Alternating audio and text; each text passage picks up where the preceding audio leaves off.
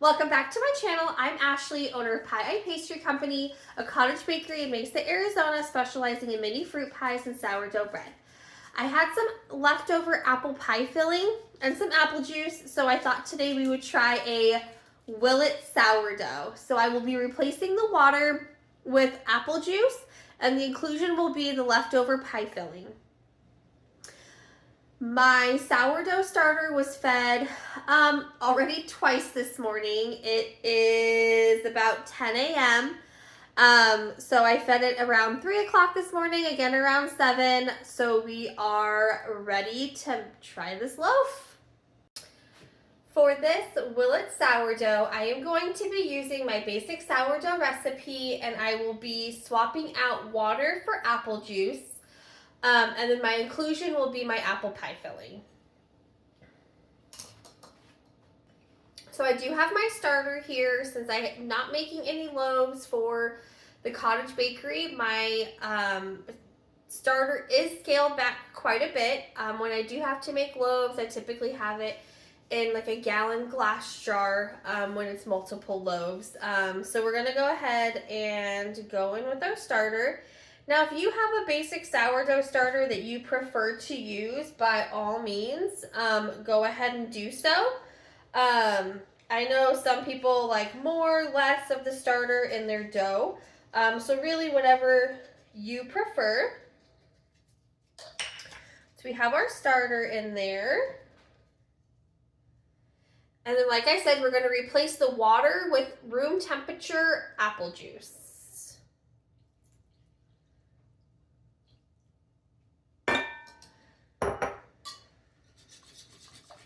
Give that a good whisk till it's pretty incorporated.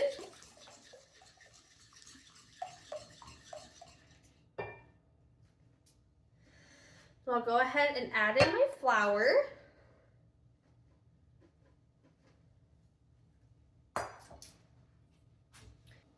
And I'm just going to start to mix the flour in to where it's all mixed in pretty well. I do love using this Danish dough whisk when it's like 1 or 2 loaves of bread.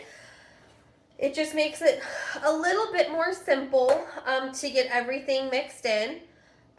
Once I have this little bit of a shaggy dough, I'm going to go ahead and cover this and let it rest for 30 minutes.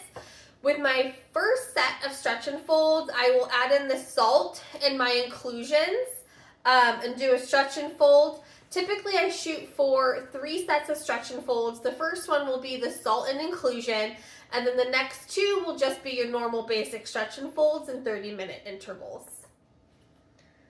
So I'm going to go ahead and cover this, and when we come back, we will add in the salt and apple pie filling. It's been 30 minutes, so let's go ahead and do the first stretch and fold.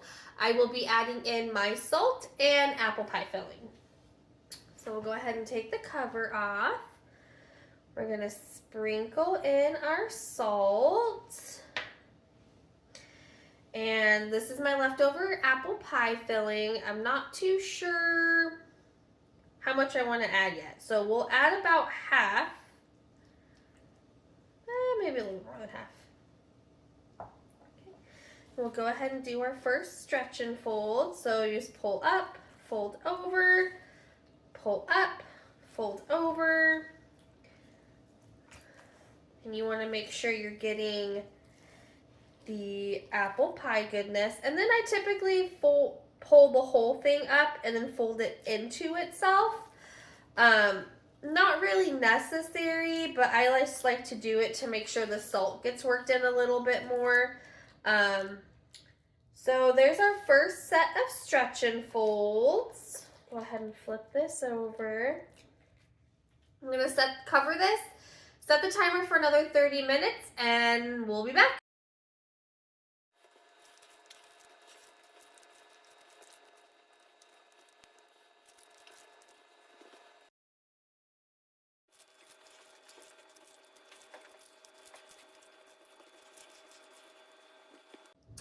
Our 3 sets of stretch and folds are done, so I'm going to go ahead and cover this with the wet towel and let it bulk ferment.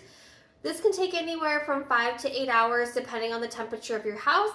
Because it's starting to get a little warmer here in Arizona, this may only take the 5 hours or so. But once it is done rising, we'll go ahead and check back in. Okay, our dough's been sitting for about 7.5 hours, and it looks like it's ready. It does look really sticky, and I don't know if this is because I used the apple juice or if it's because I put too much apple in it. So usually when my dough is pretty sticky, I use a spray bottle to manage the dough so it doesn't stick to my hands. So let me just go ahead and spray this. Oh yeah, no, this looks pretty ready. Great, I'm gonna go ahead and shape this. I want to do this rather quickly. So to make sure I have things ready to go, I do take rice flour with this little cool little shaker thing that I got, and line this a nice even coat of rice flour. Put that to the side. So when this dumped out, it looked like there was a lot of apples on the bottom versus the top. So I'm gonna flip this over all the way, and to make sure the apples get folded on the inside. So what I do to shape, and I'll have to do another video of shaping because I realize this isn't directly pointed at it. I take the top and just fold it over, and the bottom and fold it up to where I'm able to take, almost make it like corners and fold everything in. Okay, and I start from the bottom and work my way up, fold it underneath, and I kind of do a slap and fold to tighten it. Kind of like flop and roll to tighten it. Okay. Once I feel this is tight enough, I will then take my basket and flip it over. For the dessert breads, I usually like to do the round one. For any of my savory or plain dough, I do the oval. So what I will do is just lightly cover the top of this with the rice flour too. How I do all of my sourdoughs is I actually put it in a plastic bag, so a new grocery bag or a produce bag, depending on what size I'm doing. Put it all the way in, close it up, and I leave it in my fridge anywhere from 5 to 24 hours to let it do almost a slow another slow rise. I just find that leaving it in the fridge for at least 12 to 24 hours gives it a really nice taste versus just the 2 hours on the counter. So I'm gonna go ahead, put this in the bag, pop it in the fridge, and then I will see you sometime tomorrow to see how this turns out. So the bread's been in the fridge for about 15 hours. I just took it out. My oven's preheating to 450 today.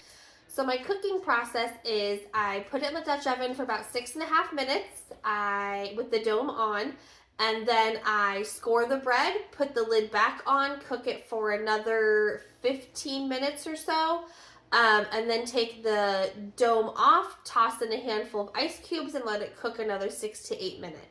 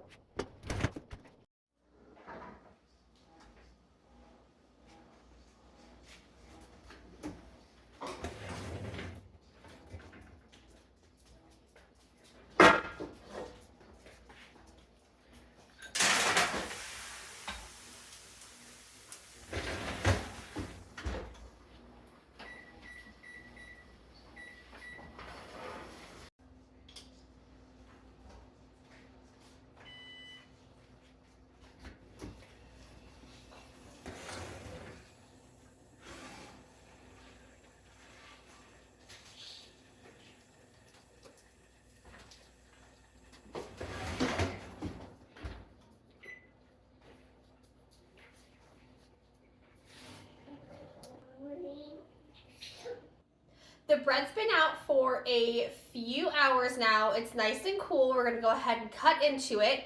I'm gonna top it with some butter, and then I think used a little bit of cinnamon and sugar, just like toast that my mom used to make when I was little. So let's go ahead and cut into this and see what it looks like.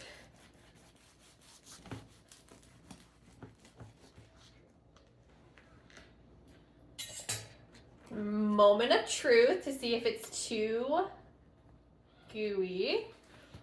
Do a close up. This smells so good. It has nice bounce to it. It's so soft. Guess I didn't cut all the way through.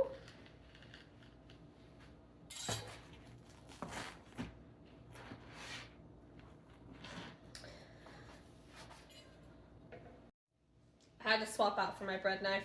I didn't realize it's not what I grabbed. So we're just gonna go ahead and cut a couple slices here. And let's see what kind of apples ended up coming through. Oh yeah, nice. There's apple throughout, just exactly what we wanted. There's apples all through. All right, let's go ahead and try this with just the butter first, but I really have a feeling that the cinnamon sugar on top is gonna set it over the edge.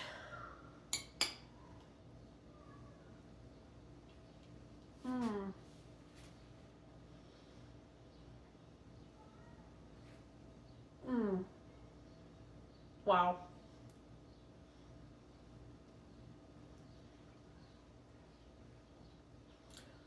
I will say though, for a sourdough, it is much chewier on the inside. And the outside still has a great crunch to it.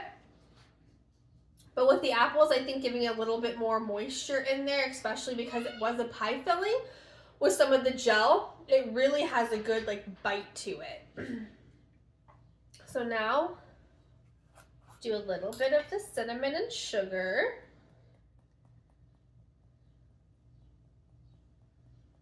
I'm just gonna add it to a little bit just in case it's not what I imagine it would be.